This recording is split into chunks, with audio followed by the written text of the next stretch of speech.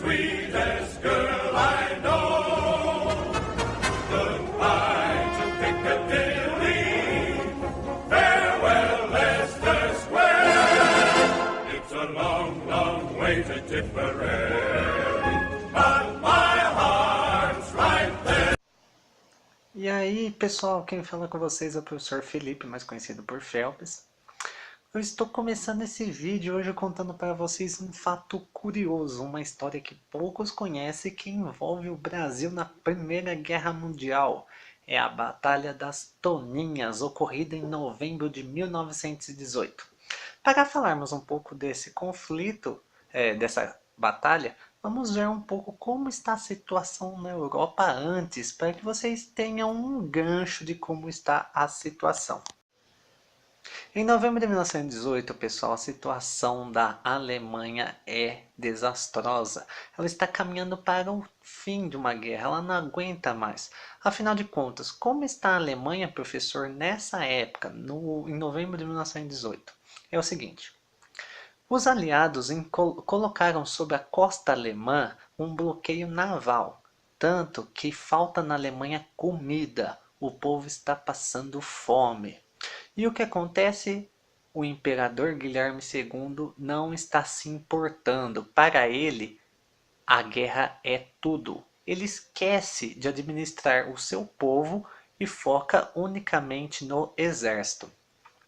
Por isso, atrai a ira de grupos revolucionários, também chamados de comunistas. Os comunistas querem seguir o exemplo da Rússia de 1917. Eles acreditam que é capaz de derrotar o governo e assim impor um governo, digamos, soviético. Mas, pessoal, enquanto o imperador está focado nessa guerra, tem políticos alemães já recorrendo aos aliados para um suposto armistício que vai pôr fim à guerra. Enquanto isso, como está a situação do Brasil? Em agosto de 1918, pessoal, o comando aliado, formado pela Inglaterra, França, Estados Unidos e Itália, recorre ao Brasil, pedindo para o Brasil a força naval emprestada. O que acontece? Em 1917, o Brasil declara guerra à Alemanha e seus aliados. No entanto, não manda forças. Afinal de contas, o Brasil quer um tempo para se preparar e declarar guerra oficialmente no sentido militar. Bom, chega o momento exato, agosto de 1918. O alto comando aliado, formado principalmente pela Inglaterra, pede para que a Marinha Brasileira seja enviada para o Estreito de Gibraltar e ali faça uma patrulha naval pelo Oceano Atlântico, formando assim um suposto triângulo ligando as cidades de Gibraltar, Dakar, Cabo Verde e São Vicente.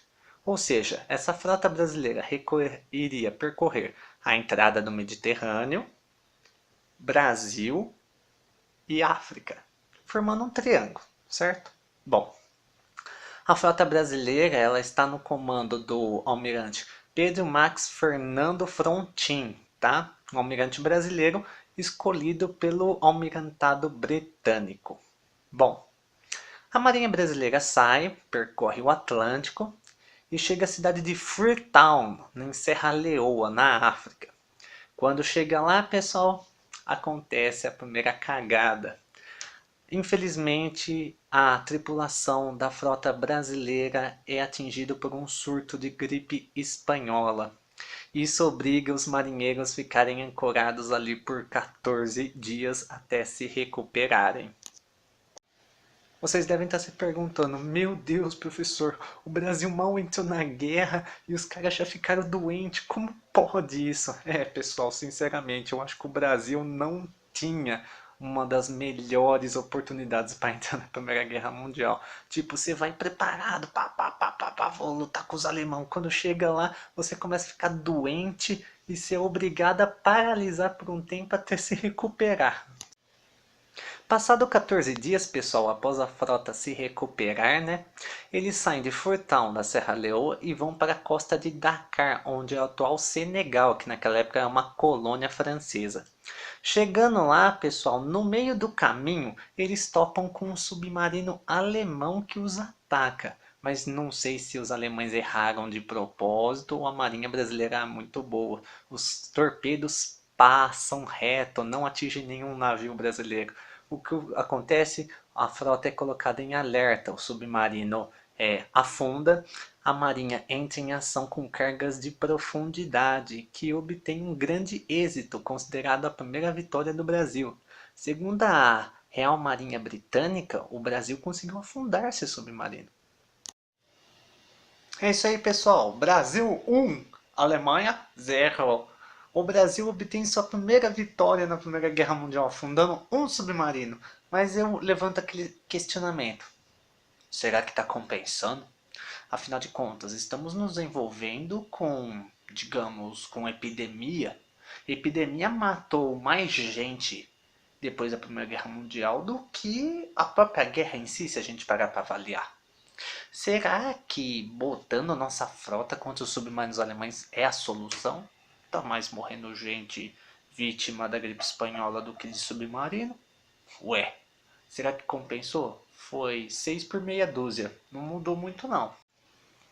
Após afundarem um submarino alemão no trajeto entre Freetown e Dakar, enfim a frota brasileira chega em Dakar. Mas, pessoal, novamente a gripe espanhola se abate sobre os tripulantes. Os navios são obrigados a ficarem paralisados por um pouco mais de 2 meses. Isso resulta na morte de mais de 100 marinheiros, para vocês terem ideia.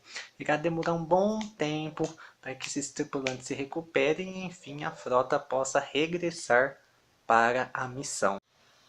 Vocês devem estar pensando assim, caramba, professor, escapamos de uma epidemia, afundamos o submarino alemão e agora caímos em outra epidemia. Acho que não era para o Brasil estar envolvido nessa. Mas fazer o que, né? Parte de acordo é acordo, afinal de contas a gente ia ter um direito a uma partilha na hora de vencer a guerra, né? Menos mal. Passado 2 meses, pessoal, enfim a frota brasileira está pronta para ativa novamente. Nós chegamos em Gibraltar em novembro de 1918, no comecinho do mês. O que acontece? Gibraltar é um território de administração britânica no sul da Espanha, que fica quase na divisa com a Argélia, no norte da África, tá? Gibraltar é um território meio que estratégico, afinal de contas, ele é a divisa do Oceano Atlântico e do Mar Mediterrâneo. É uma região muito assim, onde perambula submarinos alemães naquela época. O que acontece? Chegamos e iniciamos a patrulha, até que numa noite, os observadores do cruzador Bahia dizem ter visto um periscópio de um submarino alemão andando pelas águas. O que acontece? Eles colocam toda a frota em ação, tá? Para atingir esse suposto submarino. Pelo fato naquela época não haver nenhum equipamento capaz de detectar, né, um submarino alemão, o que acontece? A frota abre fogo às cegas na água, tá? E eles esperam obter um grande resultado na manhã seguinte. Afinal de contas, tem que esperar amanhecer e ver o que afinal de contas eles abateram. Na manhã seguinte, pessoal, veio o resultado do ataque. Não conseguimos abater nenhum submarino alemão. Infelizmente, nós abatemos, sabe o que? Um cardume de toninhas. Para quem não sabe, toninha é uma espécie de golfinho que tem pelos oceanos afora. Devemos ter massacrado um grupo enorme, né? Afinal de contas, o Brasil não entrou na Primeira Guerra Mundial à toa, certo? Abatemos um submarino. Mas o que mais nós abatemos? Golfinhos? Alguém poderia explicar isso para mim? Há aqueles que digam que esses golfinhos estavam a serviço da Alemanha. Tinha uma certa aliança entre submarinos alemães e golfinhos. Você já chegou a imaginar um golfinho falando alemão ou simplesmente marchando dentro da água? Está aqui som que vai que a gente onde está? Estou avistando um navio brasileiro. Vamos iniciar o ataque imediatamente. Herr Comandante. Estamos indo de um navio brasileiro, devemos iniciar o ataque imediatamente. Vamos iniciar. Ataque aos navios. Já imaginaram? Deve ser uma cena cômica. Desculpa, pessoal, mas é impossível a gente não zoar um fato desse. Passado no máximo 2, 3 dias, pessoal, a guerra termina. Os alemães assinam um armistício com os aliados em Compiègne, na França, em 11 de novembro de 1918. A guerra termina exatamente às 11 horas e 11 minutos do dia 11 do mês 11 de 1918. Vocês devem falar, o Brasil participou oficialmente da guerra? Sim, pessoal. Uma participação breve. Tivemos direito a uma partilha, sim. Afinal de contas, o que o Brasil ganhou, professor, com essa participação?